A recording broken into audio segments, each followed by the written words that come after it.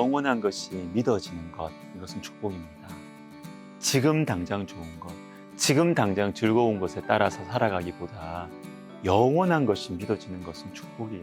그리스도인은 영원한 것을 믿고 살아가는 사람들입니다.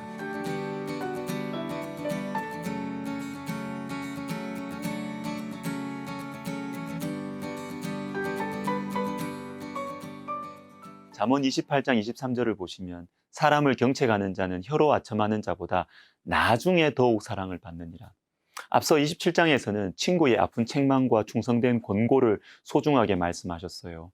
친구의 아픈 책망은 충직으로 말미암는 것이니 원수의 잦은 입맞춤은 거짓에서 난 것이니라. 그런데요, 오늘 본문에 나오는 말씀은 관점이 조금 다릅니다. 27장에 나오는 구절은 책망을 받는 사람의 관점에서 나온 말씀들이에요.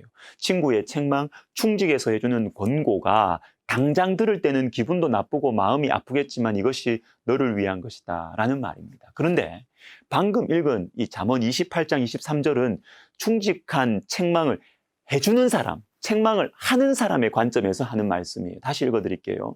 사람을 경책하는 자는 혀로 아첨하는 자보다 나중에 더욱 사랑을 받느니라.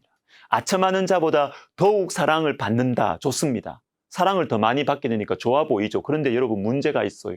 우리 마음에 걸리는 부분이 있습니다. 그건 바로 나중에입니다. 더욱 사랑을 받기는 하는데 나중에 받는다. 참 이게 마음에 걸려요. 자, 역대하를 읽으면서 저는 한 가문에 대해서 잠시 생각에 잠긴 적이 있었습니다. 역대하 24장 22절에 요아스 왕이 이와 같이 스가랴의 아버지 여호야다가 베푼 은혜를 기억하지 아니하고 그의 아들을 죽이니 그가 죽을 때에 이르되 여호와는 감찰하시고 신원하여 주옵소서 하니라. 스가랴의 아버지 여호야다와 그의 아들 스가랴. 이 부분은 요아스 왕에 대한 말씀인데요. 요아스는 여호야다라는 용감한 영적 지도자 덕분에 피비린내 나는 아달랴의 구테타 중에서 목숨을 건졌어요. 그리고 성전에서 숨어 있다가 7살 되었을 때 이 여호야다가 용기를 내가지고 아달랴를 제거하고 요아스를 왕으로 세웁니다. 7살짜리를요. 그러니까 이 요아스에게 있어서 여호야다는 생명의 은인이고 참 고마운 사람입니다. 그리고 여호야다는 더 나아가서 이 어린 나이에 왕이 된 요아스를 하나님의 말씀으로 권면해 주었습니다. 그런데 문제가 일어납니다. 17절. 여호야다가 죽은 후에 유다 방백들이 와서 왕에게 절하매 왕이 그들의 말을 듣고 18절. 그의 조상들의 하나님 여호와의 전을 버리고 아세라 목상과 우상을 섬겼으므로 그 죄로 말미암아 진노가 유다와 예루살렘에 임하니라. 경건하던 요아스가 변질되는 것이죠. 왜요? 여호야다가 죽은 후에. 여호야다가 죽은 후에 하나님을 향한 마음이 흔들려요. 그런데 이어지는 말씀을 보십시오. 19절. 그러나 여호와께서 그들에게 선지자를 보내사 다시 여호와에게로 돌아오게 하려 하여 하심에 선지자들이 그들에게 경고하였으나 듣지 아니하니라. 요아스가 변질되어 갈 때 하나님께서는 선지자를 보내셨습니다. 여러분, 이 선지자라는 명사가 단수가 아니라 원래 복수명사예요. 복수명사. 그러니까 요아스에게 한 명의 선지자만 보내신 것이 아니라 여러 명의 선지자들을 보내셔서 하나님의 말씀을 전하셨습니다. 그런데도 요아스가 안 돌아와요. 자, 그 다음에 무슨 말씀이 나오는가? 20절. 이에 하나님의 영이 제사장 여호야다의 아들 스가랴를 감동시키시며, 이에라는 말씀에 하나님의 안타까움이 담겨 있습니다. 여러 명의 선지자들을 보내도 안 돼요. 안 돌아와요. 이래도 안 되고 저래도 안 되니까 이에 한 사람을 보냅니다. 마지막으로 아들. 한 사람의 마음에 이 여호야다의 아들 스가랴에게 성령의 감동을 불러일으켜서 왕에게 보내는데 바로 스가랴 여호야다의 아들입니다.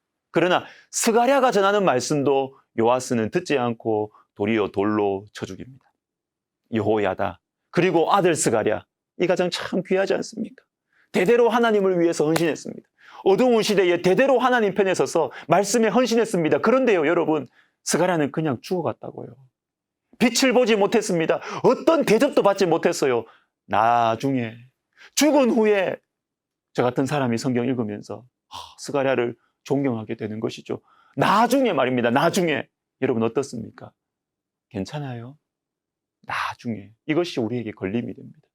그러나 우리에게 큰 용기와 위로를 주는 말씀이 있습니다. 시편 56편 8절.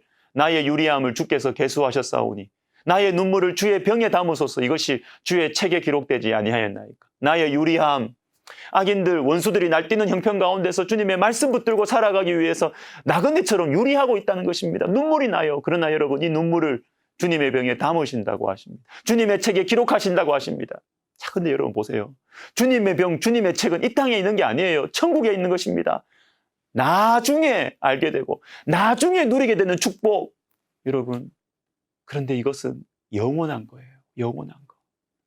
베드로전서는 임박한 고난 앞에 있는 성도들에게 주어진 말씀입니다. 근데 이 말씀은 첫인사 후에 본론이 시작되면서 곧바로 찬송이 나와요. 우리 주 예수 그리스도의 아버지 하나님을 찬송하리로다. 아니, 찬송할 일이 뭐가 있습니까?